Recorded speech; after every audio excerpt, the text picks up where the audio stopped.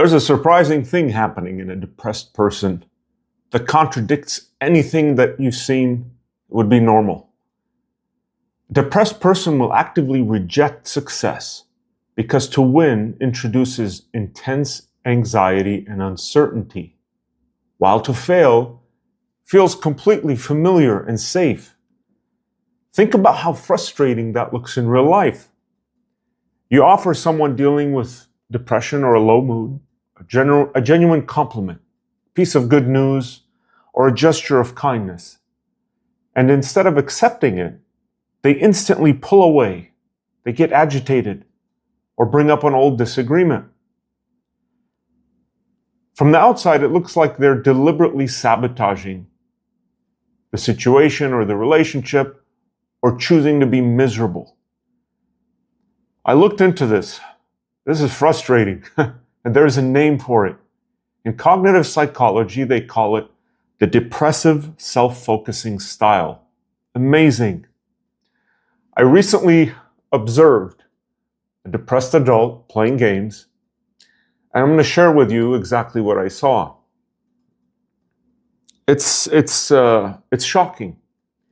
They were pushing themselves hard, applying intense effort, and they clearly wanted to win.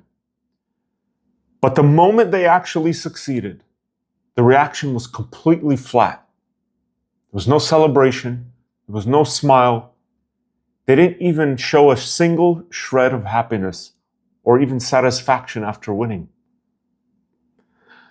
From the outside, this looked crazy contradictory.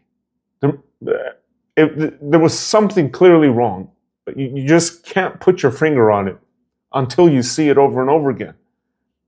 Why exhaust yourself trying to win if you refuse to relish the outcome?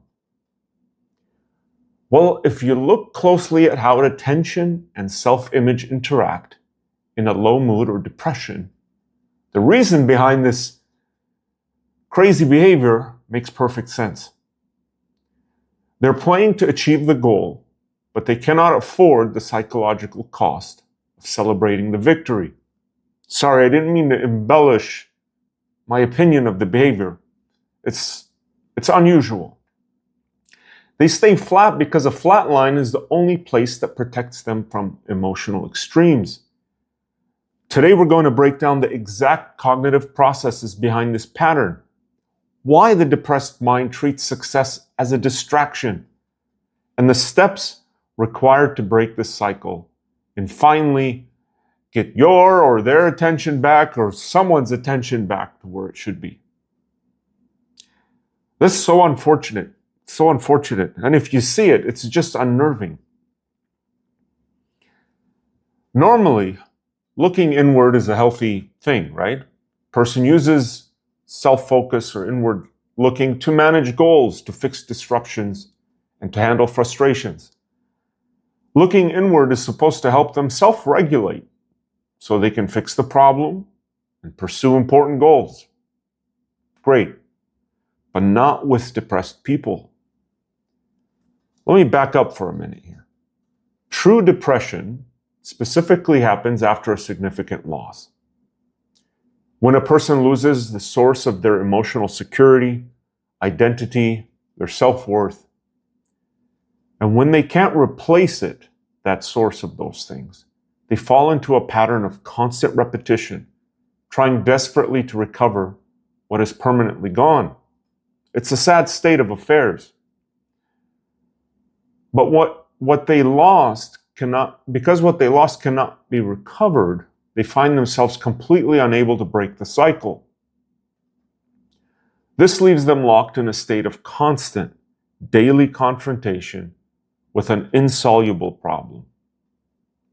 And this continuous inward focus directly intensifies their low mood, the depressive state.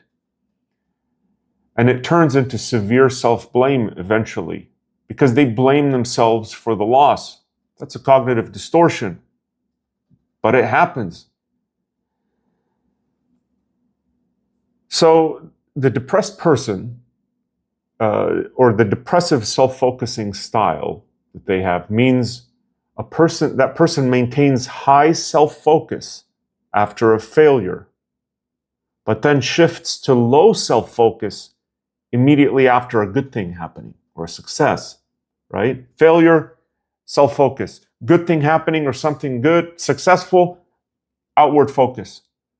So when a positive experience finally comes along, they don't see that as a win.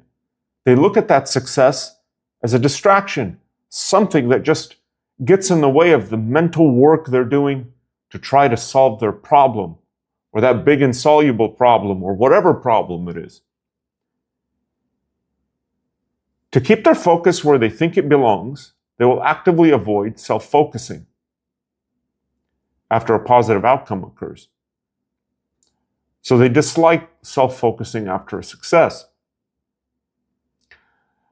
And they will actively avoid any input that forces them to focus on that success. We're agreed on that now, right? This specific imbalance, focusing deeply after negative outcomes, but completely refusing to focus after positive ones, is precisely what maintains and worsens the symptoms of depression. And they're not just focusing inward after a negative outcome for problem solving or insoluble problem solving. There's another reason we're going to go over that. So this continuous cycle of selective self-focus directly contributes to a negative self-image. Ooh, we're getting here to the center of it all. While a negative self-image sounds entirely damaging, it actually serves a purpose. It acts as a protective buffer against future disappointment. Now, why does someone with depression prefer to self-focus after failure rather than after success? Because feeling that win actually causes intense anxiety and uncertainty. See, celebrating a success forces them to completely change how they view themselves. Remember, their negative self-image feels predictable, familiar, and safe. Depressives have a negative self-image, and it feels familiar and safe. Now, self-focusing after a failure, it's comforting because it requires absolutely no revision of their negative self-image, right? I failed, things went bad, I knew it would go bad, confirms what I already feel about myself. All is well or terrible. By staying locked onto failure and avoiding success or good things or positive outcomes, they save themselves from the extreme shifts in mood that would inevitably come from trying to maintain a more positive self-image. Normally, you have a positive self-image. For them, that acts as a shield and it protects them from what? From painful emotional whiplash that comes from trying to force a positive outlook. We all live with this. That's the right way. We expect positive things to happen. We celebrate the wins. When bad things happen, we crash. We don't feel as good. That's normal. They can't do that. Seeing their cycle play out reveals a critical truth. You cannot fix the problem by trying to argue with the thoughts that produce it. This pattern keeps a person's attention locked inward on a problem that cannot be solved. The strategy has got to shift. You or they have to stop analyzing the thoughts themselves, the content of the thinking, and start training the brain or your brain on how to move its attention. I've been talking about this for weeks or months. Learning how to manually pull your or their focus away from this internal analysis, these negative cycles, pull it back out into the real world. We're doing this in our channel membership, where we move past this talk, we start doing the daily attention and focus training. It is highly effective. It's based on the latest cognitive science.